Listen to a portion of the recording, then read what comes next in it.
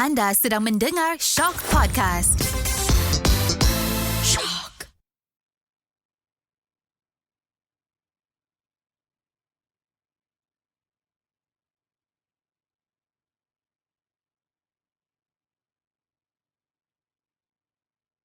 Podcast ini adalah berdasarkan kisah-kisah benar.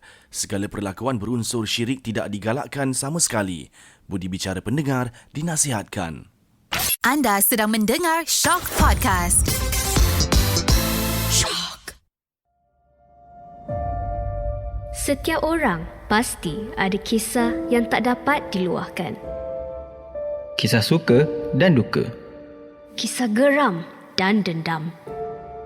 Kenapa dibiarkan terbuku di hati?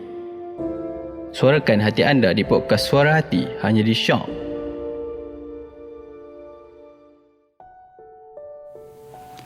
Hai, kembali kita ke podcast Suara Hati di SYOK Shock. Thanks korang kerana terus support Mada, mendengar Mada membaca cerita-cerita luahan hati dan perasaan korang. Thank you for sharing juga. Okay, untuk hari ni kita ke zaman Cintan-Cintun kan. Okay, ni cerita dia tak bagi tahu nama dia siapa, tapi Mada akan terus bacakan cerita dia lah. Tapi sebenarnya sedih juga. Okay, korang kena dengarkan cerita ni. Dah lama simpan cerita ni. Sampai terdengar podcast Suara Hati terus rasa nak share. Sebab I nak advice dari Mada. Oh yeah. Okay, alright. Tak apa. Cerita dia macam ni. One day, I pergi satu event office. Which dekat situ, I meet up with a guy. Nama dia Y. So, kami pun berbual. Exchange contact and everything. Then, we did meet up lepas tu. A few time juga. So, 6 months has passed. Jujur, saya memang macam ada tersuka dengan dia. Dia ada style, estetik.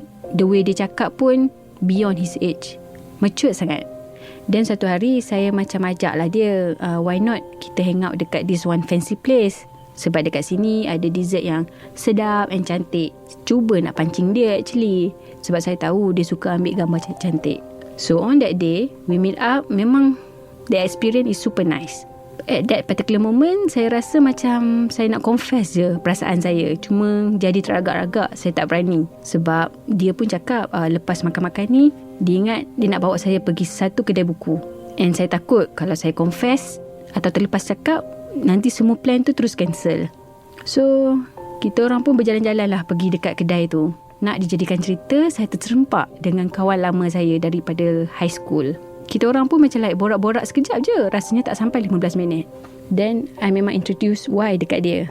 And that particular moment, I saw the spark. Bukan I dengan Y, tapi Y dengan kawan I. Senyum-senyum, ketawa-ketawa. In that short period of time je, dia manage to ask kawan I untuk lepak sekali. Memang rasa awkward for me lah. Tapi for them, I don't think so. Time tu rasa macam nak luruh hati. But I keep it chill. Sebab yalah, it looks like nothing serious pun. So, lepas beberapa hari, kita orang jumpa lagi. Sebab dia cakap dia ada beli gift dekat I. I pun macam pelik. Oh, bila masa dia pergi travel?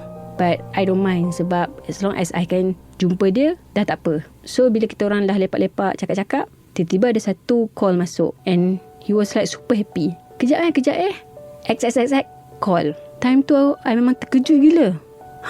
Kawan lama aku tu call dia? Itu yang saya boleh fikir. And I was like, macam mana boleh jadi macam ni?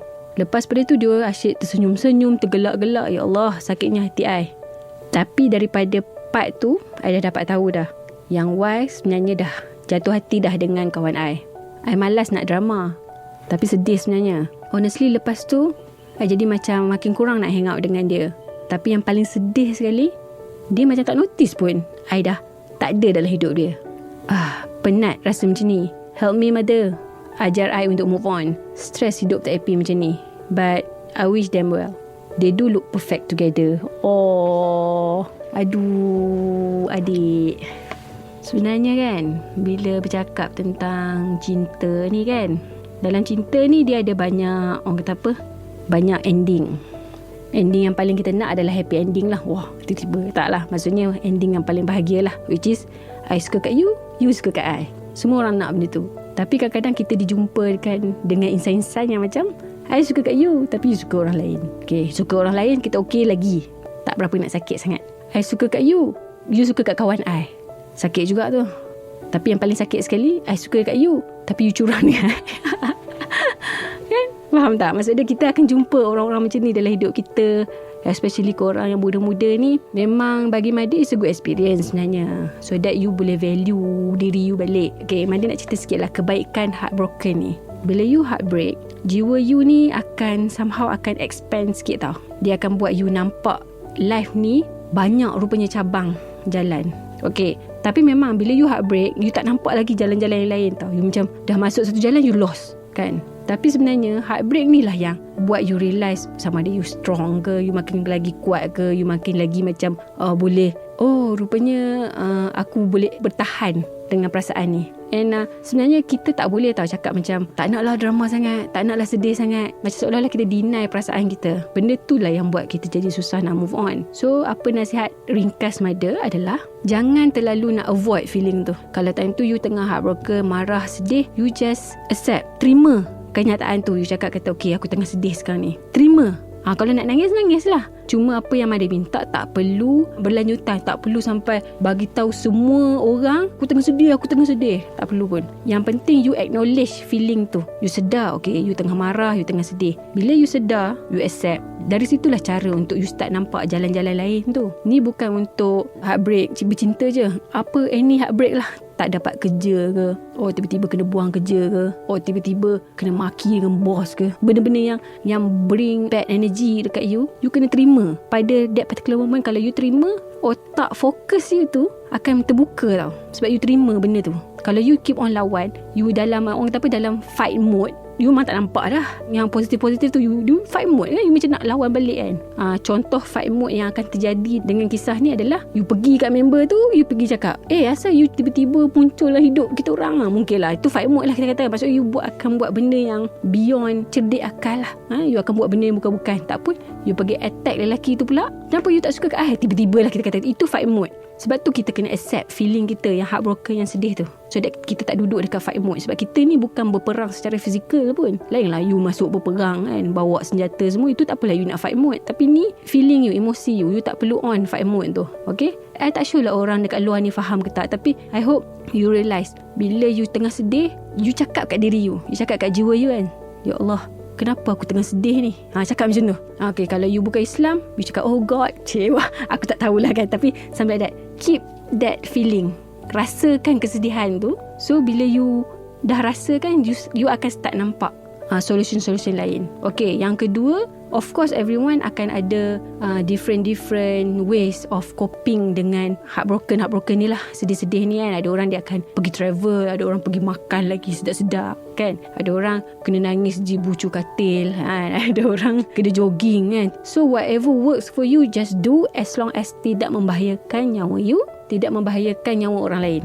Okay, so kalau you rasa tiba-tiba okay, aku nak kena exercise, just do. Tapi jangan sampai kau berlari berapa ratus kilometer, tak makan, tak minum, janganlah. Jangan sakitkan fizikal kamu. Yang sakit adalah hati. So fizikal kamu kena strong, kena kuat. So just take care on that lah. So coping mechanism orang lain-lain. So Mada harap dia pun dapat carilah. Macam Mada sendirilah, kalau Mada sedih, Mada suka spend which is not healthy. Makin lama Mada realise, sebenarnya spending habit ni is not good for me. So I try find a way lah. So bila Mada tak happy or sad, Mada suka gunakan kata-kata untuk remind I balik lah. I akan post certain thing, quote-quote yang boleh lembutkan minda I ni balik.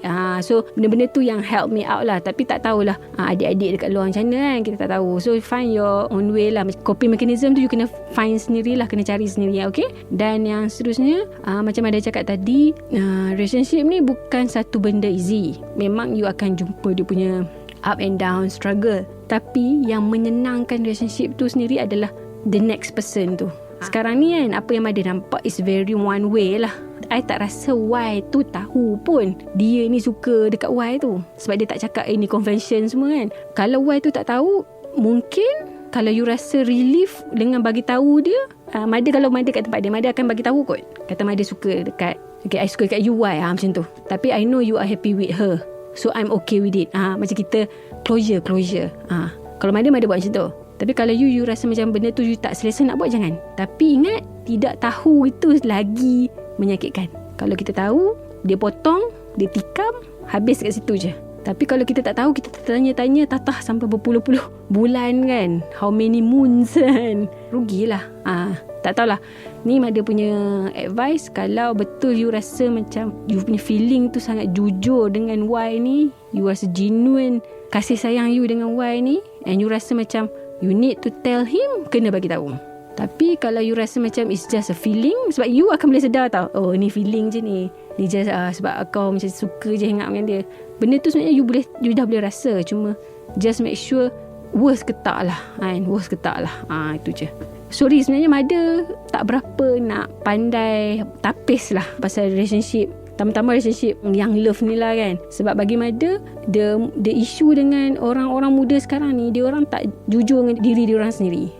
Itu masalah dia kan. Macam dia tak, dah lama-lama hangout, tak pernah cakap pun kata suka kan. Tak do something about it lah. Tak proaktif dengan that relationship. Most of orang-orang muda akan mengalami isu tu. Tak tahulah, maybe sebab ego ke, malu, shy semua kan. Tapi if you are really like that person, tak kisah lelaki ke perempuan, bagi tahu je lah. So you tak rugi apa pun. And daripada situ pun you boleh nilai feedback, reaction daripada that ada person tu akan tunjuk dia punya another colour. Which is Mada lagi suka yang tu. Dengan kita mungkin dia purple. Rupanya kita tak pernah nampak lagi dia punya hijau, dia punya biru, dia punya kelabu kan. So you push the button, tengok macam mana kan. Tak rugi pun. Kalau korang setuju, korang komen. Kalau tak setuju, korang boleh komen. Gitu. Okay. Alright. Again, thank you sebab share. And Mada harap jangan terbawa-bawa dengan kesedihan. Sebab benda tu lah yang tak baik sebenarnya. Bukan setakat untuk diri you, tapi dia akan impact everything lah. Nanti dia akan kacau you punya belajar ke, kerja ke. Dia akan effect semua benda dalam life you. So take it easy. Embrace segala feeling, sadness, apa benda semua. And think about your next action. Okay? Right, itu je yang Mada boleh nasihatkan. Again, thank you sebab hantar. Dan thank you juga sebab terus mendengarkan podcast Suara Hati. Rasa macam banyak pula cakap bahasa Inggeris. Minta maaf lah ya. Okay, sorry sebab banyak pula cakap bahasa Inggeris. Tapi kalau korang suka topik-topik macam ni, just share to us lah. Nanti kita akan kupaskan lagi tentang puppy love macam ni. Okay, again terima kasih kerana menghantarkan cerita ini. Jumpa lagi di episod akan datang podcast Suara Hati di SYOK Shock.